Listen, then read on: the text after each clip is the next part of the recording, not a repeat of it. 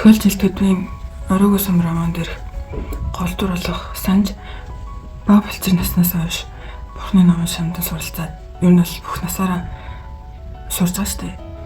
Тэгээд тэр суралцах явцдаа амьдралын хэцүү бүхнийг даван туулаад ерөөсөө шантралгүй тэмцээд хайртай хүмүүсээс хахацаад өөрийгөө амирх золиослж үнцээр явсан ч гэсэн сүүлд нь хийхийг хүссэн ганц юм нь жирийн хүмүүс шиг энгийнээр амьдрах гэсэн.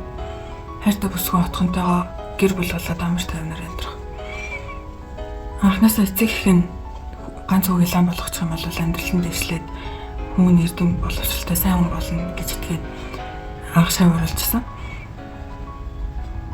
Тэгсэн байхад эцэг их нь ингээд ядуу бороо чигээрээ амар зовлонтой өнгөрсөн болохоор Санжид амар харамсалтай санагдаад тэгээд үргэлжлүүлээд лам байх ямар ч шаардлагагүй болсон гэж өөр үзээд отхонтой хамт амьдрий гэж хэлдэг тэр нь хитрхи оройтсан байсан. Тэгээд энэ нь болохоор надад амьдрал дээр байнга тохиолддог ихэнх хүмүүст тийм зүйл юм болоо гэж бодсон.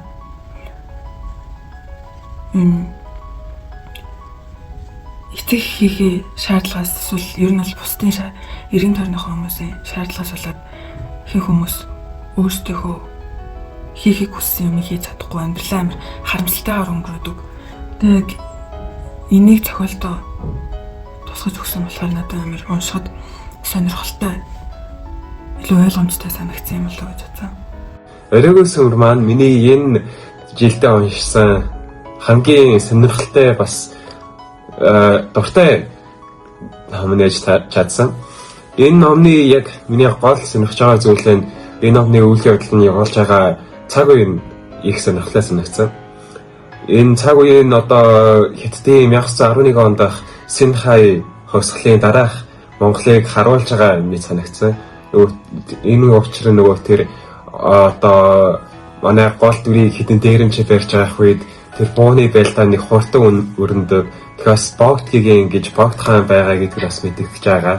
Тэгээд бас тэр зохиолын тэр үеэр хятад хүмүүсийг харагддаггүй болохоор яг хятадд нэг хувьсгал болоод хит хүмүүсийг буцаад татсан юм шиг санагдчихсан. Тэглээч тэр бууны байлдааны хурдан болж байгаа нь нөгөө бусд тийм хуучны тэр бууны төрлүүдийг байх боломжгүй болгож байгаа. Учир нь хуучны бууны төрлүүдийг Мернос бодох боломж нь бага. Мернос бодож байхдаа зогсож байхад нь буудаг. Зохиолын хараа тэр мернуудыг унаж байхдаа буудаж байгаа юм шиг санагдсан. Тэгэхээр энгийн дээрэмчид тэр буунуудыг авахд их хэцүү. Учир нь манай Монгол тийм буунуудыг үйлдвэрлэх чадамж нь бага. Тэгээд бас Орос өөрсдийн тийм зэвсэг хүчтэй тэр үеэр буугаар хангахад хэцүү байхад Монголд хийж их буу ирнэ гэж байхгүй. Хятадд бууны хийх чадвараар нэг ч яг бууг нь яг хийдгүү тиймээс болохоор яг тэр буу гараад 1911 оны тэр үеэл гэж санагдсан. Дэлхийн нэгдүгээр дайны өмнөх. Тэгээд энэ цаг үеийн одоо их сонирхолтой учир нь одоо хав юм ингээд дээш нь доош харцсан те их үүмээ самуунтай одоо тэр минг улсыг нь шууд гаргаа шидчихэнгүүт тэндээс хэдэн генералууд нь хэсэг газруудыг өөрсдөө хувааж авах гэж оролдоод өөрсдөө хувааж аваад гол нөгөө их төр гол ингээд хууль гэж байхгүй ямар ч тийм юмч байхгүй. Тэгэхэд хэдэн гэр бүлүүд бас эдгээр хэсгүүдийг таслаж аваад байж идэг.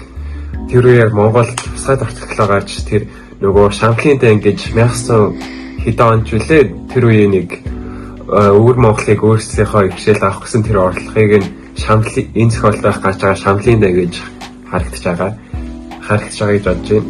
Тэр Шамхлын дан бүтлгүйсэн л дээ. Яг үнийг хэлвэл тэр нөгөө дээрэн чавалдаг залуу яг хэсэг өөрсдөж дээрэн чив болсон гэлээ. Элтүзийн Оройгоо сум романы уншид надад энэ хувьд бол маш их таалагдсан. Яагаад надад маш их таалагдсан бэ гэдэг юм бол өнөө юм монголчуудын шутан биширдэг буддын шашин маш олон талаар маш олон сайн муу бүх талаасаа ингэж зохиолд урсгадаж өгсөн байгааг шиг надад төрөхөд бол маш их тааламжтай байсан. Мөн дан ганц ингэж шашны зан үйлдэлтгүү хүний зан чанар хэрхэн өөрчлөгдөж хувирч болдог талаар хүний зан чанар хэрхэн өөр байдаг талаар ерхэд бол уншиж үзэж болно. Энэхүү хоёр зүйл нь ингээд хоорондоо сэрэгцэн энэхүү зохиолын гол үйл явдлыг бүрдүүлдэг гэж би бол хувьдаа дүгнэж байгаа. Энэхүү романыг ерөнхийдөө бүхэлд нь уншаад үзэхэд надад маш их сэтгэлд үлдсэн үйл явдал гэх юм бол санаж мэдээж өөрийнхөө шийдэлийг биелүүлэхээр 3333 удаа гороолж байгаа хэсэг бол гардаг. Тэрийг гороолж тэр сүм эдийг тойрон гороолж явах үедээ нутгийн хүнтэй танилцаад тэгээд тэрхүү хүн ингээд шашны зан үйлийг ерөнхийдөө бол дэндүү ихээр шүтэн биширдэг хүн байж таарж ерөнхийдөө шашны зан үйлд дэндүү шүтэн биширснээрээ хүмүүст ямар хор гөнүүлдэг байдаг талаар ухааруулсан тийм хэсэг бол гарч өнгөрсөн байгаа. Яг тэр тухайн зохиолын дүрээс харахад тэгээд ерөнхийдөө бол энэхүү зохиолыг уншихад их сонирхолтой үйл явдал дэндүү их болдог.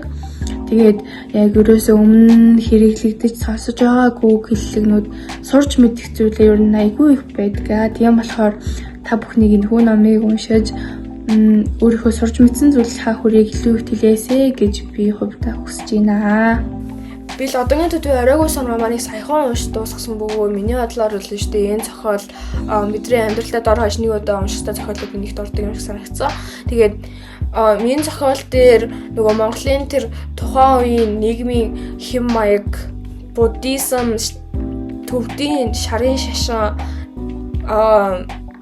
гэх мэт тэр хэсгүүд нь нэлээд сонирхолтой юм шиг санагдсан. Хэдий ч миний бодлоор тэр санжийн тэр зорилготой өрөх гэж нөгөө хичээл намдаа шандаад нөгөө гаргасан тэр хичээл зүтгэл нь өөрт нь чухал байсан ч гэсэн биш үү тэр дараа нөгөө надад амьдралын хар ухаан ч гэсэн бас чухал юм байна. Тэгээ хүнтэй хэрхэн харьцах тэр чанарууд бас чухал юм байна гэдэг тэр ойлгосон тэр хэсэг нэсэн. Тэгээд оройгүй сүмийг хүмүүс нөгөө Монголын шилдэг зохиолууд дордог гэдээ яриад байдаг гэсэн нэг зохиолыг арай гэж уншиж дуусгасныхаа дараа яагаад оройгүй сүм ийм шилдэг тэгээ ийм чухал зохиол юм бэ гэдгийг ойлгож авлаа. Тэгэхээр та дэжтэй энэ зохиолыг уншаад ойлгоод авал дэжтэй бас та нарт бас иймэрхүү сэтгэл гарах байх гэж бодож байна. Тэгэхээр энэ зохиолыг уншаад үзээд тэр төдвийн гарах гэдэг тэр сургамжийг ойлгоод авчвал бас та цаашид хэрэгтэй байх гэж бодож байна. Тэгэхээр та энэ зохиолыг уншаад ойлгоосай гэж хүсье. Төдий оройгүй сүм бол маш олон хам сэдв утга санааг агуулсан маш гайхалтай зохиол. Тэгээд тийм ч учраас эндээс маш их ойлгож авах, өөртөө сургамж болох зүйлүүд нь бол маш их байсан. Тэгээд энэ зохиол дээр төвдийн буддийн шашнаас ахуулаад Монголын нүүдэлчин ардын өв, соёл, ёс уламжлал зэрэг маш олон талуудыг харуулж чадсан зохиол байсан. Энэ надад маш их таалагдж байгаа. Тэгээд энэ романаас хамгийн их таалагдсан зүйл юу вэ гэвэл санж болон түүний эцэг хоёрын хоорондох эцэг хүүгийн харилцаа хамгийн их таалагдсан.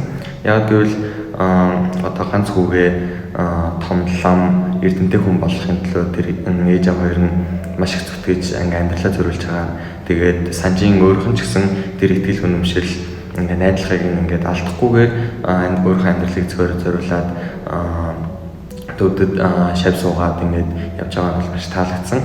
Тэгээд энэ одоо хэсэг нь бол надад ингээд өөрөө цаашаа улам хичээх ингээд одоо хичээл намдаа шамдах зэрэг ингээд мотивац ингээд урамшуул юм болж гисэн. Тэгээд энэс гадна энэ зохиол дээр маш олон онцлог зүйлүүд бол мэдээж байгаа. Жишээлбэл одоо ингээд хүн яаж хоёр нүртэй байж болох тэг хүнийг ингээд гаднаас нь дөнгөж болохгүй зэрэг эсвэл одоо ингээд тэр санжийн одоо багш ламынх нь өөрийнхөө сахилыг ингээд сэхэж чадаагүйгээс болоод өөрөөгөө шийтгэж тэр цулын гол болгож ороод тааж байгаа нь одоо ингээд энэ зохиолын онцлог хэсгүүдийн бол нэг юм. Тэгээд энэ яг таалагдж байгаа гэхээр хүн ингээд шашин байна уугүй хамаагүй өөртөө ингээд дүрм журм ингээд тогтоогоод тэгээд ямар нэг сэхэл байгаа бол ингээд тэрэндээ одоо ингээд баригдаад тэгээд тэр өөрийнхөө дүрмийг ингээд дагаж явах хэрэгтэй. Тэгээд тэрээ ингээд чадахгүй бол одоо ингээд өөрөө шийдэх боيو те тэр багшийн хувьд бол өөрийгөө тэгж тааж байгаа. Одоо тэр одоо ингээд өөрийнх нь ингээд төлөвшил гэх юм уу тэр бол надад маш их таалагдсан. Тэгээд одоо үзэгч та бүхнийг энэ зохиолыг уншаасаа гэж хүсэж байна. Тэгээд энийг уншаад та бүхэн өөртөө одоо нэгийг өгч нөгөөг